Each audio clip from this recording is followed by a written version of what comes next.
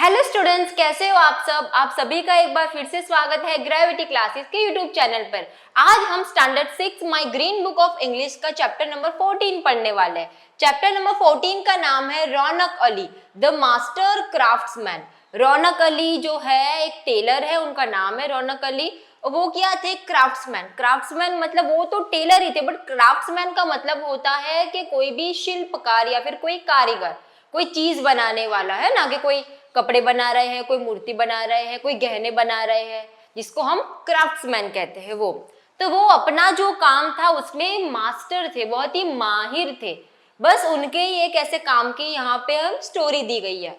To a craftsman work is worship, है ना। कोई भी क्राफ्ट्समैन होता है, मतलब वो कुछ भी बना रहा हो, बट उसके लिए उसका काम ही उसकी पूजा होती है, कि वो जो काम करता है उसमें अपना 100% बेस्ट देता है। A craftsman can be more skilled and perfectionist than uneducated one, है ना। तो जो क्राफ्ट्समैन होते हैं ना, ये कारीगर, शिल्पकार, ये सब जो लोग होते हैं, वो अपने काम में बहुत ही परफेक्ट होते हैं। हम पढ़े लिखे हो जाते, बहुत बन जाते, बट अगर हमें बोले कि ये कुछ काम करना है, कुछ क्राफ्ट करना है, तो हमसे नहीं हो पाएगा। बट ये जो लोग हैं वो अपने काम में बहुत ही परफेक्ट होते हैं। In the following story a tailor with his superb sense of measurement astonished both his royal customer and the narrator.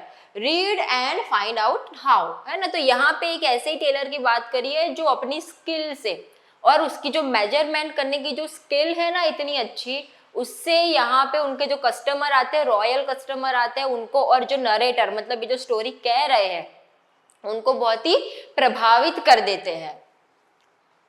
I witnessed an interesting event one afternoon as I was idly watching the street from our balcony on the first floor.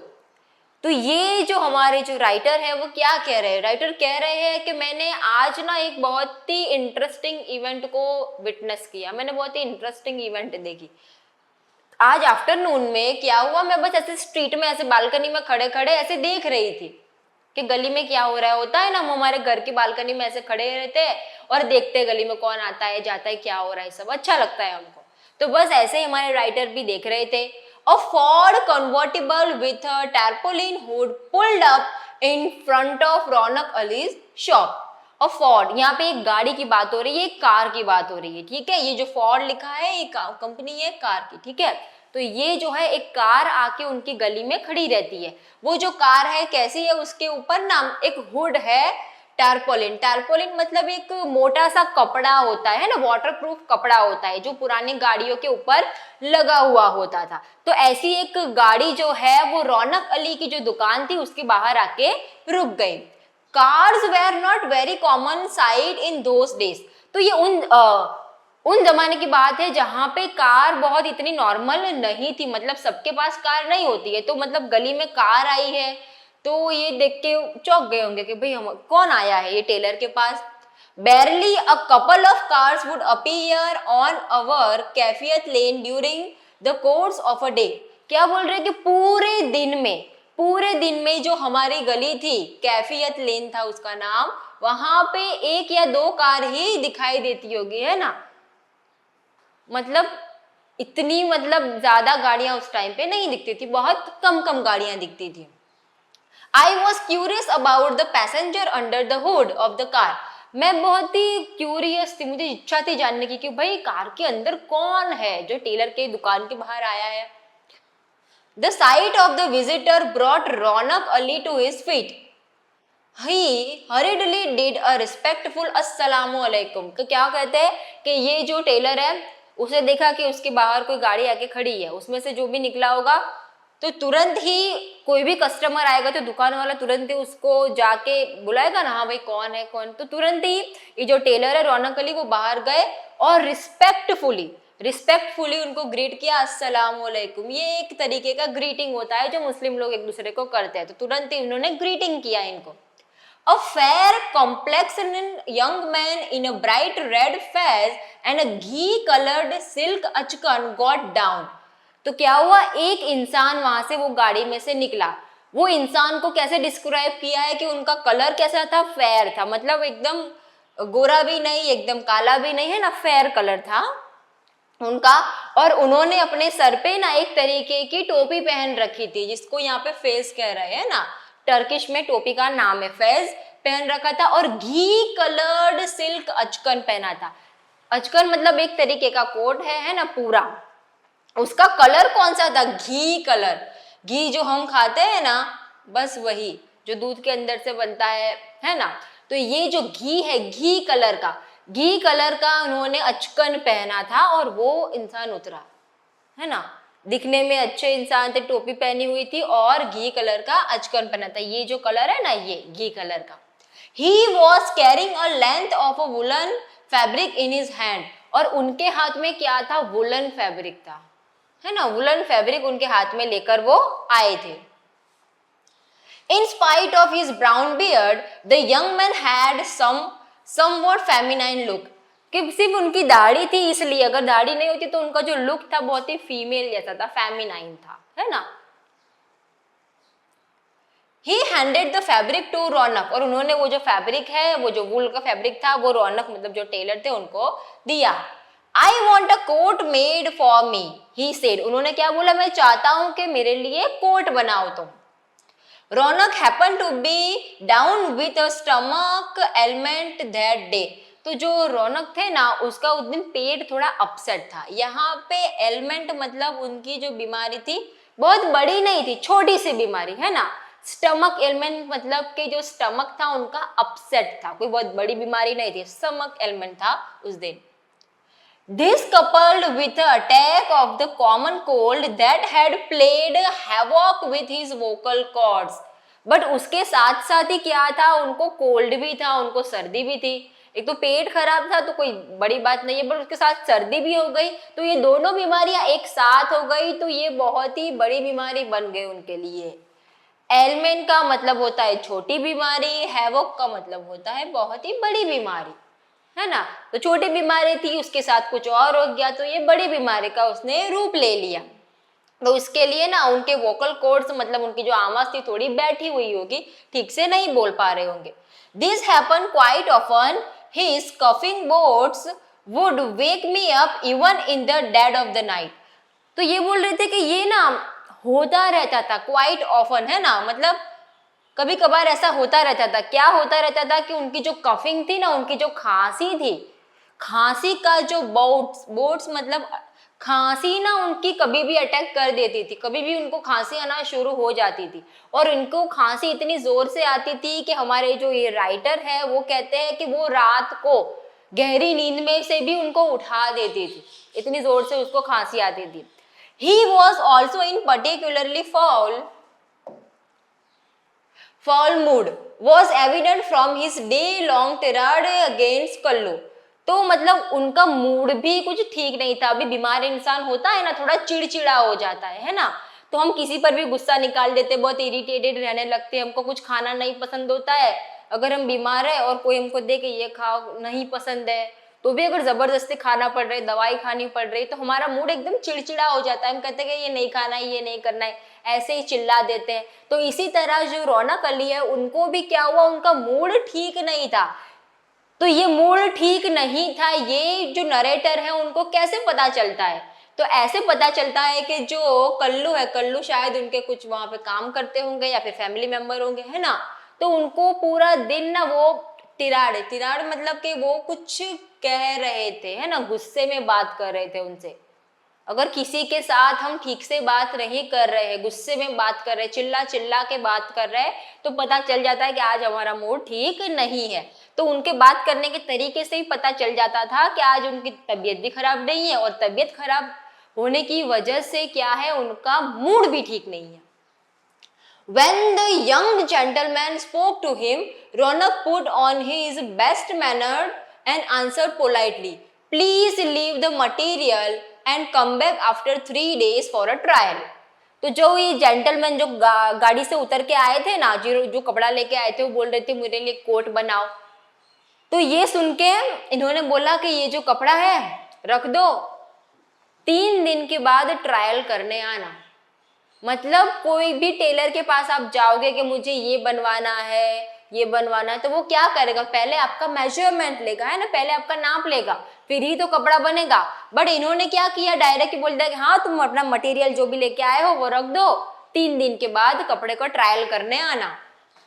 The Nawabzada's cap almost fell off in astonishment, but he stammered, "But you have not taken the measurement yet. How can you talk of a trial?" है ना, मतलब हमें भी यही आएगा ना कि ऐसे कैसे मैंने बोल दिया कि कोट बना और बना लिया। मेजरमेंट तो लोग पूछो तो सही, क्या कैसे कितना खुला रखना है कितना टाइट करना है, तो बताना तो पड़ेगा ना। बट ये क्या है, जो नवाबजादा, मतलब वो जो कार से उतर के आए थे ना, वो नवाबजादा थे, तो वो उनकी जो कैप थी ना ऑलमोस्ट गिरने ही वाली थी ना, एकदम वो एकदम आश्चर्य में पड़ गए कि भाई ये क्या है। वो बोलने जा रहे थे बट थोड़ा हिचकिचाकर बोले, फिर उन्होंने बोला कि बट तुमने तो मेजरमेंट भी नहीं लिया है, तो तुम ट्रायल की बात कैसे कह सकते हो। रौनक स्पोक अगेन, रौनक फिर से बोले, trying to keep his voice as sweet as possible, और अपनी आवाज जितनी भी स्वीट मीठी हो सके उतनी मीठी रख के बोले, come after 3 days then we will see. क्या बोल रहे, तुम बस 3 दिन बाद आ जाना, तब हम देख लेंगे। The Nawabzada was nonplussed, this tailor is trying to pull my leg. तो ये नवाबजादा को क्या लगा कि भाई ये उनको मानने में नहीं आ रहा था कि ऐसे कैसे हो सकता है ना, लगता है ये जो है मेरी टांग खींच रहे हैं ना। This tailor is trying to pull my leg. Pull my leg का मतलब क्या होता है, टांग खींचना। हम बोल रहे हैं ना कि हमें कोई कुछ भी और नाम से चिढ़ा रहे होते हैं, तो उसको क्या कहते हैं, टांग खींचना। टांग खींचना मतलब कि रियली में टांग नहीं खींच रहे हैं, बस उसको चिढ़ा रहे हैं, है ना, मजाक कर रहे हैं उनके साथ। तो पुल माई लेग मतलब किसी की टांग खींचना। He must have thought, however, without saying anything more, he got into the car and drove off. तो यही सुन के फिर क्या करा, उन्होंने ज्यादा बात नहीं की टेलर से, और वो अपनी कार में बैठ के वापस चले गए। The tailor's voice, though feeble, had the authority of long experience and expertise. जो टेलर की वॉइस थी वो तो थोड़ी धीमी थी, है ना, इतनी लाउड नहीं थी, फिर भी उनकी आवाज में ना एक दिख रही थी उनकी एक्सपर्टीज कि भाई बहुत सालों का मुझे तो अभ्यास है इस चीज का, है ना, उनका एक्सपीरियंस, उनकी एक्सपर्टीज दिख रही थी। There was something in it which had obviously suggested to the Nawabzada that Ronak Ali wanted him to leave because he was feeling out of sorts. तो उनकी आवाज में, उनकी बात में कुछ तो होगा कि नवाबजादे ने मतलब कुछ आगे बोला नहीं, मान लिया और निकल गए, है ना। किसी को कन्वेंस करना कि भाई आप अपना कपड़ा है मेरे पास छोड़ जाओ, 3 दिन बाद आना, देख लेना सब कुछ एकदम परफेक्ट होगा। कोई हमें एक बार बोल दे, आप पूछो कि भाई मेजरमेंट तो लिया ही नहीं, और सामने वाला बोले बस आप 3 दिन बाद देख लेना, और आप बिना कुछ कहे ऐसे ही चले जाओ, मतलब कि वो जो सामने वाला है जिसने आपको मना लिया ये करने के लिए, तो मतलब उसकी बातों में ऐसा तो कुछ होगा ना, उसकी बातों से ही दिख रहा होगा कि भाई ये बहुत एक्सपीरियंस वाला इंसान है, इसके पास बहुत ही एक्सपर्टीज है, ये तो आसानी से कर लेगा। Early next morning, I found Ronak bending over the fabric which was spread on the floor before him. तो हमारे जो राइटर है वो क्या कह रहे हैं कि दूसरे दिन सुबह में मैंने देखा कि वो जो फैब्रिक लेके आए थे ना, वो वुलन का फैब्रिक, उनको जो रौनक अली है वो ऐसे अपने आगे फैला के बैठे हुए थे। With a flat piece of coloured chalk, और उनके पास एक चौक था, कलर वाला चौक, और फ्लैट पीस, एकदम फ्लैट वाला चौक। वो जो टेलर होते हैं ना उनके पास जो चौक रहता है ना एकदम फ्लैट, जिससे वो लाइन खींच सके मेजरमेंट के हिसाब से। आपने कभी नहीं देखा है तो किसी टेलर की दुकान पे जाके आप देखना कि वो मेजरमेंट लेते हैं, फिर जो वो कपड़ा होता है, जो क्लॉथ पीस होता है, उसके ऊपर मार्किंग कैसे करते हैं ना, आपने कभी देखा होगा। वो फ्लैट चौक से मार्किंग करने लगे। He was drawing straight and curved lines on it with infinite care. तो वो ना स्ट्रेट लाइन, कर्व्ड लाइन, मतलब अपने जो मेजरमेंट उन्होंने दिमाग में सोचा होगा उसके हिसाब से बनाने लगे। विथ इन्फिनाइट केयर, है ना, बहुत ही केयर के साथ, अनगिनत केयर के साथ। From time to time, he closed his eyes and seemed engrossed in deep thought. तो टाइम टू टाइम वो क्या करते, अपनी आंखें बंद करते और गहरी सोच में चले जाते, है ना। क्योंकि उन्होंने मेजरमेंट नहीं लिया था। तो शायद वो सीन याद कर रहे होंगे जब नवाबजादा उनके सामने खड़े थे, वो सोच रहे होंगे कि उनका साइज जो है वो क्या होगा। Perhaps he was trying to visualize the figure of the Nawabzada. वो क्या सोच रहे थे? उनका फिगर सोच रहे थे नवाबजादा का। His fingers which were as slender as the topsy fish। तो उनकी जो फिंगर्स थी, उनकी उंगलियां थी, बहुत ही पतली पतली थी। स्लेंडर मतलब बहुत ही पतली पतली थी। As the topsy fish, topsy fish मतलब एक तरीके की फिश आती है, बहुत ही पतली पतली सी होती है, फिंगर जैसी दिखती है। Clutch the piece of chalk, मतलब उन्होंने जो है अपनी पतली पतली उंगलियों से वो जो पीस ऑफ चॉक है वो पकड़ा हुआ था और आंखें बंद करके से सोच रहे थे। फिर याद आ जाता तो ऐसे लाइन से ड्रॉ कर रहे थे। The way he wielded it had a small boy like me marvel in wonder। तो जिस तरीके से वो काम कर रहे थे ना, जिस तरीके से वो सोच सोच के बना रहे थे, उससे कोई भी इंसान जो मेरे जैसा इंसान होगा वो एकदम अचंभित हो जाता कि भाई ये तो क्या ही कलाकारी है, बिना कुछ मेजरमेंट के, बिना कुछ उनके पास चीज थी, कोई नाप भी नहीं था, कोई उनका कपड़ा भी नहीं था, फिर भी वो ऐसे ही बना रहे थे। वो एकदम अचंभित हो जाने के लिए, कोई भी छोटा सा बच्चा होगा वो अचंभित हो जाएगा कि इतना परफेक्ट कोई कैसे हो सकता है। Was he just a tailor और एन आर्टिस्ट? क्या वो सिर्फ एक टेलर है या फिर आर्टिस्ट है, कलाकार है वो? I wondered. He stood up after every couple of minutes, closed one eye and examined the chalk markings। तो क्या मैं, ये जो टेलर है वो क्या करते थे, after every couple of minutes, थोड़ी थोड़ी मिनट के बाद ना वो क्या करते थे, अपनी आंखें बंद करते थे और खड़े होके क्या करते थे, चौक की जो मार्किंग थी वो लेते थे। Then very carefully he applied his scissor along the chalk. तो जहां जहां पे उन्होंने मार्किंग किया था वहां वहां पे उन्होंने फिर क्या किया, सीजर्स ली, कैंची ली और वो कपड़े को काट दिया। He carefully applied his scissors along the chalk. How bold of him! I could not help thinking. In fact, I was getting nervous lest he made a mistake. The sleeve might be shorter than needed, or the back might be little too tight. What would be the consequences then? वो एकदम carefully काम कर रहे थे, carefully अपनी seizures चला रहे थे, है ना। रौनक अली तो अपने सोच के उन्होंने मेजरमेंट लिए बिना ही ऐसे बना दिया, काटने लगे। बट ये जो हमारे जो राइटर है वो सोच में पड़ गए कि क्या होगा अगर उनकी जो स्लीव है, उनकी जो बाजू है वो शॉर्ट हो गई तो, या फिर बैक से जो है कोट वो टाइट हो गया तो क्या कॉन्सिक्वेंसेस होंगे, है ना। होगा क्या अगर नवाबजादे को पता चला कि कोट जो है छोटा बना दिया है, टाइट बना दिया है, बहुत खुला है, तो क्या होगा, कॉन्सिक्वेंसेस क्या होंगे इस चीज के। तो ये सब जो है, ये सब दिमाग में आ रहा था। नरेटर जो है हमारे एक छोटे से बच्चे, ये बहुत बड़े भी नहीं है, बट उनको ये सब ख्याल आ रहे थे कि क्या होगा अगर ये सब हो जाए तो। I was panic stricken, all kind of ominous possibilities began and haunt me.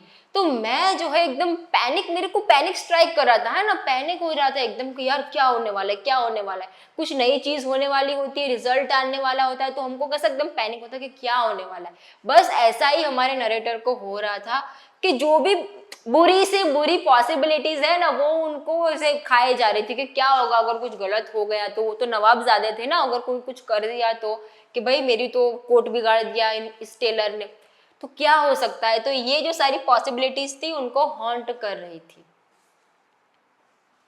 Was it possible to stitch a coat without taking measurements, and that too for no less a person than a Nawabzada? तो हमारे जो writer है वो कह रहे हैं कि क्या मेजरमेंट लिए बिना कोट सिलना पॉसिबल है, और वो भी कोई ऐसे वैसे इंसान का नहीं, सीधा नवाबजादे का, है ना। अगर कोई नॉर्मल इंसान होता उसको कह देता तो चलता, बट ये तो नवाबजादा थे ना, इनके लिए तो मेजरमेंट ले लेना था, और उनका बिना मेजरमेंट के सिलना क्या ये पॉसिबल है। How could an important person like him accept it and pay for it? कैसे वो एकदम कोई नवाबजादा कैसे ये कोट एक्सेप्ट करेंगे और उसके लिए पैसा देंगे उनको। Was this some divine bliss acquired through performing Milad Sharif? At the shop every Jumma और जुम्मा डे, और was it just a plain madness? क्या बोल रहे थे ये कि ये जो चीज है इनके अंदर मतलब इतनी कलाकारी कैसे आई? क्या वो हर जुम्मा को प्रे करते थे? मिलाद शरीफ मतलब मुस्लिम की प्रेयर का नाम है कि वो हर जुम्मा, जुम्मा मतलब फ्राइडे के दिन, है ना, जो वो फ्राइडे के दिन जो प्रेयर करते थे, क्या उससे उनको आशीर्वाद मिला है ऐसा कि भाई ये तो बिना मेजरमेंट के, बिना कुछ किए नवाबजादे का मतलब कोट बनाने के लिए रेडी हो गए हैं, वो भी इतना कॉन्फिडेंस से? या फिर ये कोई क्लियर मैडनेस है, या तो फिर ये पागलपन है, क्या है ये? On the third day, I was up at the balcony, determined not to miss the fun, though with trepidation in my heart. क्या बोले? जब तीसरा दिन आया, तो तीसरा दिन आया तो टेलर ने बोला था ना रौनक अली ने कि थर्ड डे पर आ जाना तुम ट्रायल के लिए, तो बस ये थर्ड डे के दिन ना ये जो हमारे राइटर है वो बालकनी में ऐसे खड़े हो गए कि भाई ये जो भी मजा होने वाला है ना वो मैं मिस नहीं करने वाला, मुझे तो देखना है कि क्या हो रहा है। तो trepidation in my heart, trepidation का मतलब है फियर, है ना, मुझे ये सब सीन देखना भी था बट मेरे हार्ट में, मेरे दिल में बहुत ही डर भी था कि भाई कहीं कुछ गलत ना हो जाए। It felt as though it was I who was being put a difficult test. ये तो ऐसे ही लग रहा था कि मुझे कोई डिफिकल्ट टेस्ट देना पड़ रहा है, मतलब मेरा तो कुछ था नहीं, मतलब बस ऐसे बालकनी में खड़े खड़े देख रहा था, है ना, फिर भी मुझे ऐसा लग रहा था कि भाई मेरी परीक्षा हो रही है। What if the coat did not fit the Nawabzada? क्या होगा अगर जो कोट है वो नवाबजादा को फिट नहीं होगा तो? But Raunak Ali was not the least bit bothered. But Nawabzada का कोट उनको फिट होगा नहीं होगा ये चिंता मुझे थी, पर रौनक अली को थोड़ा सा भी बॉदरिंग नहीं हो रहा था, वो तो एकदम चिल थे कि हाँ भाई बना दिया, उनको मतलब अपनी कला पे इतना विश्वास था। Clad in his blue and brown lungi and a dirty pink vest, he sat leaning against the door, discussing incomprehensible details of the pedigree of pigeons. With discussion, he forget all else. Even the presence of a Nawabzada would not have made any difference. मतलब क्या होगा? Clad in his blue, clad मतलब clothed, है ना, मतलब पहना हुआ, wearing, पहनना। क्या पहने हुए थे? Blue and brown lungi, blue और ब्राउन लुंगी पहनी थी, और उन्होंने डर्टी पिंक वेस्ट, मतलब उसके ऊपर जो उन्होंने बनियान डाली हुई थी डर्टी पिंक कलर की डाली हुई थी कुछ ऐसा, और वो जो है अपनी डोर के ऐसे लीनिंग मतलब ऐसे ना दीवार होती है, दरवाजा होता है, उसके ऊपर हम ऐसे ही पूरा अपना वजन रख के ऐसे खड़े होते हैं, वैसे ही वो खड़े हुए थे और वो डिस्कस कर रहे थे पेडिग्री की डिटेल, पेडिग्री ऑफ पीजन्स, है ना, पीजन्स का जो पेडिग्री मतलब उनका जो खाना होता है उसके ऊपर डिस्कशन कर रहे थे, और बाकी सब चीजें उनको याद ही नहीं, जैसे भूल गए थे वो। Even the presence of Nawabzada, अगर नवाबजादा आ भी जाए ना तो भी कोई फर्क नहीं पड़ेगा, वो ऐसे ही कबूतर को क्या खिलाना है वो सोचेंगे वो। The Ford drew up in due time, I was almost bursting with excitement, तो थोड़े ही टाइम में क्या हुआ, फॉर्ड मतलब जो कार थी नवाबजादा की वो आ गई। I almost bursting in excitement, मैं एक्साइटमेंट से फट जाने वाला था, ये बोल रहे हैं my writer. Raunak Ali greeted his client and stood up to retrieve the coat from a hanger inside the cupboard. जैसे ही वो आए, नवाबजादा आए, रौनक अली ने उनको ग्रीटिंग किया। ग्रीटिंग क्या किया था उन्होंने? अस्सलाम वालेकुम किया था। जैसे ही उन्होंने ग्रीटिंग किया फिर कबर्ड खोला, कबर्ड में से क्या उन्होंने निकाला? हैंगर में से वो कोट निकाला। He did not seem worried at all. वो बिल्कुल भी चिंता में नहीं लग रहे थे। But the Nawabzada was frowning a little. But जो नवाबजादा थे वो थोड़े झिझक रहे थे कि अरे क्या होगा, है ना। रौनक अली जो टेलर जिन्होंने बनाया है उनको तो कुछ भी नहीं था, वो एकदम बिंदास थे, बट थोड़े से झिझक रहे थे। कौन? ये जो है Nawabzada. In fact, he looked a little apprehensive. He was made to stand in front of a mirror while Ronak put the coat on him. तो रौनक ने क्या किया? नवाबजादा को ऐसे मिरर के सामने, आईने के सामने खड़ा रख दिया और उनको कोट पहनाकर इसे दिखाने लगे। Wonder of wonders, wonder of wonders, अद्भुत हो गया। It was near perfect fit, the sleeves, shoulders, armpits, everything, ये बिल्कुल परफेक्ट फिट था, है ना, शोल्डर, आर्मपिट्स, बाजुए, स्लीव, सबके सब एकदम परफेक्ट था। There was only a tiny fold on the back. The Nawabzada was so surprised that he could not believe his eyes। और ये सब देख के नवाबजादा है वो बहुत ही सरप्राइज हो गए, उनको अपनी आंखों पे विश्वास नहीं हुआ, वो बिलीव नहीं कर पाए। He stood frozen, वो ऐसे एकदम चिपके हुए, एकदम है ना, जम गए हो बर्फ में, ऐसे एकदम खड़े हो गए कि भाई ये क्या है। Like a statue in front of the mirror, है ना, मिरर के सामने थे स्टैचू की तरह वो एकदम ऐसे खड़े हो गए। For me, it was the 8th wonder of the world। मेरे लिए तो ये दुनिया का 8वां अजूबा है ना, 7 अजूबे होते हैं दुनिया में, 7 wonders of the world, ये 8वां अजूबा है दुनिया में। Meanwhile, Ustad Ronak Ali drew some signs like algebraic symbols on the coat and placed pin on the marked spots. Then he gave some instruction to his son. The Nawabzada was still too stunned to speak। तो क्या हुआ, उन्होंने ना क्या किया, कुछ जो उनका कोड था ना उन पे कुछ एल्जेब्रिक एक्सप्रेशन, आप बोलोगे एल्जेब्रिक सिंबल्स क्या है, ये एल्जेब्रिक सिंबल्स ना वो मैथमेटिक्स में कुछ आता है। मतलब ये कहने की बात ये थी कि जो राइटर है उनको पता नहीं कि वो क्या कर रहे, बट कुछ कुछ तो कहीं मार्क्स बना रहे थे और मार्क बना के वहां पे ना पिन्स लगा रहे थे रौनक अली। फिर उन्होंने अपने बेटे को क्या किया, बेटे को इंस्ट्रक्शन दी ऐसा ऐसा करना है। बट जो नवाबजादा थे, ये नवाबजादा है, ये नहीं कोट जो पहना है ना, वो जो नवाबजादा थे अभी भी ना शौक में थे, इतने शौक में थे कि वो कुछ बोल ही नहीं पाए। Finally he proceed to the car, finally वो कार की तरफ जाने लगे। Just before getting in he pause to turn to the master tailor. और फिर कार की तरफ जा ही रहे थे कि उन्होंने क्या किया, पॉज लिया, थोड़ा रुके और कहाँ पे गए, टेलर की तरफ गए। A faint smile played on his lips as he mumble to himself, कमाल कमाल, गजब गजब, है ना। गए कार की तरफ जा रहे थे, रुके, वापस टेलर की तरफ आए और उन्होंने क्या बोला अपने मुंह से, कमाल कमाल, गजब गजब। After a couple of hours the coat neatly folded and pressed was sent to the nawab's place through the Raunak son. तो फिर क्या हुआ, बस कुछ ही घंटों के बाद क्या हुआ, उनका कोट अच्छे से बन गया था, अच्छे से प्रेस वेस कर दिया और जो टेलर थे रौनक अली उन्होंने अपने बेटे के हाथों ये जो है भिजवा दिया नवाबजादा के पास। What a wonderful craftsman, कितने अद्भुत ये कलाकार है। Completely bowled over by the skills and expertise of this illiterate man, है ना। मतलब ये जो हमारे राइटर है बोल रहे थे कि मैं जो ये इंसान जो इलिटरेट है, इलिटरेट मतलब कि अनपढ़ है ना, पढ़ा लिखा नहीं है इंसान, उन्होंने मुझे बोल कर दिया, चंबित कर दिया अपनी स्किल से, अपनी एक्सपीरियंस से। I continue to stand on the balcony as overwhelmed as the Nawabzada. मैं अपनी बालकनी में ऐसे ही खड़ा रहा, इतना ही खुश, इतना ही ओवरवेल्म्ड जैसा कि नवाबजादा हुए होंगे, है ना। तो ये जो पूरी स्टोरी थी रौनक अली और उनके इतने सालों के एक्सपीरियंस की। हम जो कुछ काम करते हैं, हमारा जो भी काम होता है, कारीगरी होती है, उसमें हमें इतना एक्सपीरियंस मिल जाता है कि हम अनबीटेबल हो जाते हैं कि कोई हमें बीट ही नहीं कर सकता है ना। हम अपना काम, हमारी कोई भी बीमारी हो, तबीयत कैसी भी हो, दिमाग में कितने भी विचार क्यों ना आए, बट हम जो है अपने काम के प्रति अपना बेस्ट देते हैं।